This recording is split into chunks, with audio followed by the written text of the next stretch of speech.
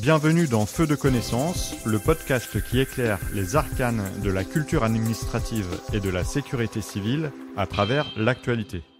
Dans une nouvelle décision, le Comité européen des droits sociaux du Conseil de l'Europe a conclu à une violation par la France de la Charte sociale européenne révisée, et ce, en raison de la différence de traitement en matière de rémunération entre les sapeurs-pompiers volontaires et les sapeurs-pompiers professionnels.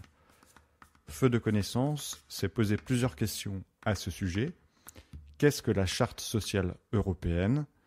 Quel est le rôle du Comité européen des droits sociaux ? Le 18 octobre 1961 est signée la Charte sociale européenne à Turin. C'est la gardienne de nos droits sociaux. Entrée en vigueur en 1965, elle est devenue juridiquement contraignante pour l'Union européenne avec l'entrée en vigueur du traité de Lisbonne en décembre 2009. Elle présente désormais la même valeur juridique que les traités de l'Union européenne. Elle consacre des droits économiques et sociaux tels que le droit au travail, le droit à des conditions de travail équitables, le droit à la sécurité et à l'hygiène dans le travail, le droit à une rémunération équitable, le droit syndical ou encore le droit de négociation collective.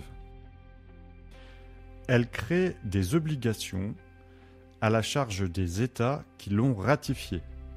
La France a ratifié la charte en 1999.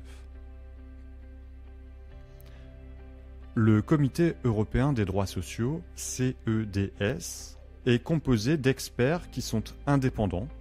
On peut y retrouver des professeurs de droit, des avocats, des magistrats de diverses nationalités.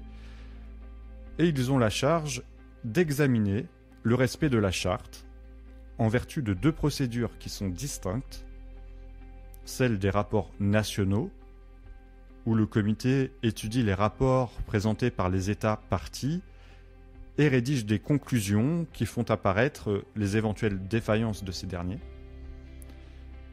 et celle des réclamations collectives introduites par les ONG ou les partenaires sociaux, où le comité va statuer sur celles-ci par une décision et pourra conclure, le cas échéant, à l'existence de violation de la charte par l'État mis en cause. Le CEDS n'est pas formellement une juridiction et ses conclusions et décisions ne sont pas exécutoires dans les ordres juridiques nationaux, même si elles constituent un signal fort. Les États parties ont l'obligation de coopérer avec le comité et sa jurisprudence.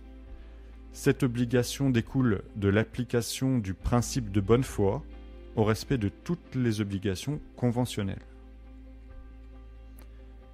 Pour les États parties, ignorer ou ne pas prendre en compte les décisions et les conclusions du comité reviendrait à ne pas faire preuve de bonne foi dans la mise en œuvre de leurs obligations fondées sur la charte.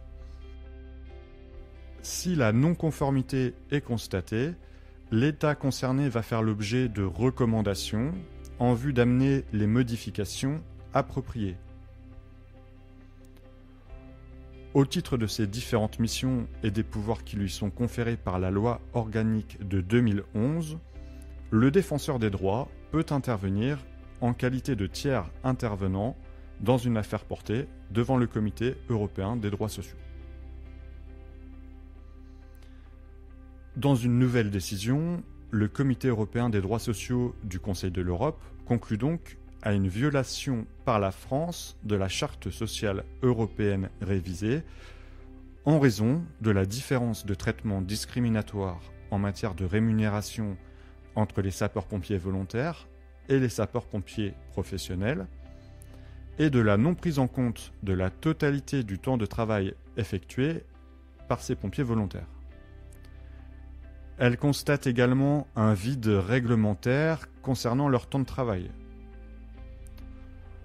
Le comité conclut également à une violation de la charte compte tenu du fait que l'implication des jeunes sapeurs-pompiers volontaires dans les opérations de lutte contre les incendies n'est pas strictement nécessaire à leur formation professionnelle et que les mesures prises pour protéger la sécurité et la protection de la santé de ces jeunes sont insuffisantes. Cette décision fait suite aux réclamations introduites par l'Union syndicale solidaire SDIS contre la France. La France est désormais en attente de recommandations du Comité européen.